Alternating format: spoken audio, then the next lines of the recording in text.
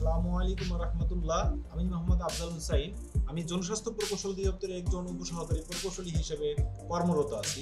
সরকারি চাকরির পাশাপাশি আমি সবসময় চেষ্টা করি প্রযুক্তি ব্যবহার করে আমার কাজকে আরও সহজ ও গতিশীল করতে। আমার দৈনন্দিন কাজের একটি বড় অংশ জুড়ে বিভিন্ন ধরনের রিপোর্টিং করে থাকি, যেগুলো আমি গুগল স্প্রেডশিট ব্যবহার করে থাকি। কিন্তু আমার মনে হতো যদি নিজে কোনো সফটওয়্যার বানাতে পারতাম তাহলে কাজগুলো আরও দ্রুত, সিস্টেমেটিক ও স্বয়ংক্রিয় হতো।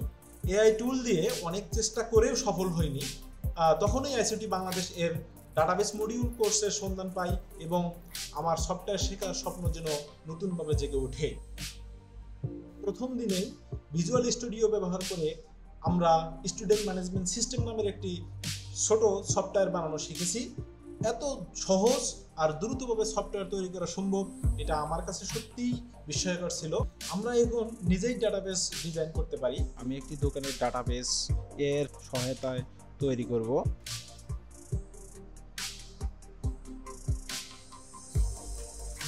প্রথমে আমি আমার ডাটাবেস একটু তৈরি করতে হবে। ডাটাবেসের জন্য আমার কোডিং দিয়েছে, সেই কোডিংকে আমি কপি করলাম, এখানে গিয়ে কন্ট্রোল ভি পেস্ট করে দিলাম। তারপরে আমার যে টেবিলগুলো দিয়েছে, ক্রিয়েট টেবিলগুলো আমি এখান থেকে আমি কপি করলাম। কপি করার পরে এখানে পেস্ট করে দিলাম।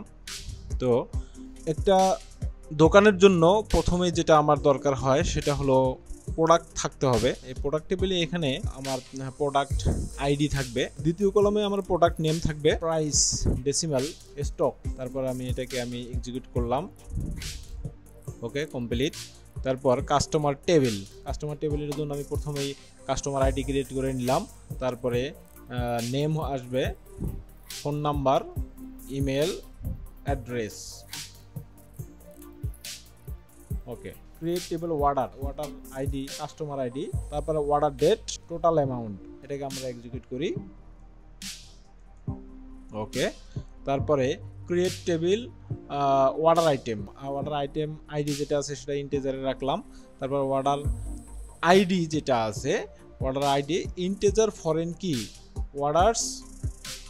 Order ID. তারপরে product ID, quantity, unit price.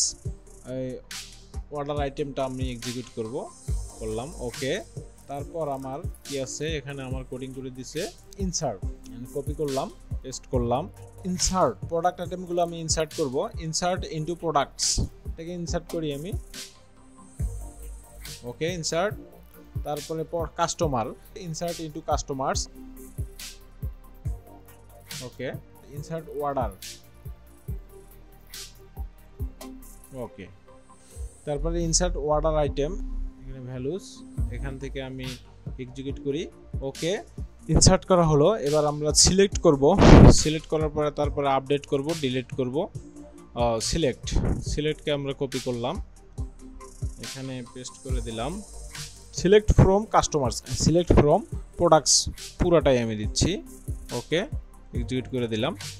সব কিছু আমি দেখতে যাচ্ছি। তাহলে কাস্টমার আইডির মধ্যে আমার কাস্টমার আইডি আছে, নেম আছে, ফোন আছে, ইমেল আছে, অ্যাড্রেস আছে, ডেসক্রিপশন আছে। এখানে প্রোডাক্টসের মধ্যে আমার কি কি আছে, প্রোডাক্ট আইডি আছে, নেম আছে, প্রাইস আছে, স্টক আছে। তারপরে এখানে আমরা সিলেক্ট অর্ডার আইডি, এক্সিকিউট করলাম, এটাকে এক্সিকিউট করলাম। ওকে, তারপর আমি আপডেট করা দেখাবো। কপি করলাম, আপডেট প্রোডাক্ট। কোনো প্রোডাক্ট যদি আমি আপডেট করতে চাই তাহলে সেক্ষেত্রে আমার এখানে আপডেট প্রোডাক্টস, অর্থাৎ প্রোডাক্ট টেবিলের আপডেট করতে যাচ্ছি। সেট প্রাইসকে আমি সেট করতে যাচ্ছি, আপডেট করতে যাচ্ছি। হোয়ার প্রোডাক্ট আইডি 1, প্রোডাক্ট আইডি 1 এর আমি প্রাইস সিলেক্ট করতে যাচ্ছি, প্রোডাক্ট আইডি 1। এটাকে যখন আমি এক্সিকিউট করব তখন ওকে, ডাটাবেস, মাই শপ,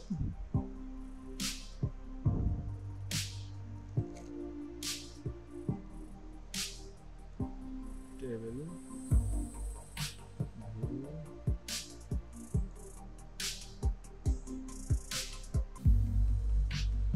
ওকে, 1 নম্বর প্রোডাক্টের দাম আমি আপডেট করে দিলাম। তারপরে কাস্টমার আইডিকে আমরা আপডেট করে দিতে পারবো সেমভাবে। কাস্টমার আইডি ক্ষেত্রে কাস্টমার সেট ফোন নাম্বারকে আমরা চেঞ্জ করে দিতে পারবো। কাস্টমার আইডি অনুযায়ী সেট ফোন নাম্বারটা আমার চেঞ্জ হয়ে যাবে। এখানে যদি 2 নাম্বার যদি দেই তাহলে 2 নাম্বার যে কাস্টমার আইডি আছে তার ফোন নাম্বারটা চেঞ্জ হয়ে যাবে। অতএব আমি 1 নাম্বার আছে 1 নাম্বারই রাখলাম, এটা আপডেট করে দিলাম। ওকে, তারপরে আমার কি আছে আপডেট, তারপরে ডিলেটকে কপি করলাম, কপি করে পেস্ট করলাম। আমি যদি কোনো আইটেমকে এখান থেকে ডিলিট করতে চাই তাহলে সেক্ষেত্রে যেমন ডিলিট ফ্রম অর্ডার আইটেমস, আমরা এটাও এক্সিকিউট করে দিলাম। আইসিটি বাংলাদেশের সবচেয়ে বড় শক্তি হলো প্র্যাকটিক্যাল লার্নিং। তারা শুধু বইয়ের কথা বলে না, বাস্তব কাজে হাত লাগিয়ে শেখায়। ক্লাসগুলো ছিল হেল্পফুল, কোর্স কোঅর্ডিনেটর এবং সাপোর্ট টিম সবসময় পাশে থেকেছেন। ব্যস্ত চাকরিজীবীদের জন্য এটা ছিল পারফেক্ট। আমি চাই ভবিষ্যতে জেনারেটিভ এআই ইঞ্জিনিয়ারিং কোর্সে ভর্তি হয়ে এআই এবং ডেটাবেস একত্রে ব্যবহার করে নিজেকে আরও আধুনিক প্রকৌশলী হিসেবে গড়ে তুলতে। আমি বিশ্বাস করি আইসিটি বাংলাদেশ আমার সেই স্বপ্নের সঙ্গী হবে ইনশাল্লাহ।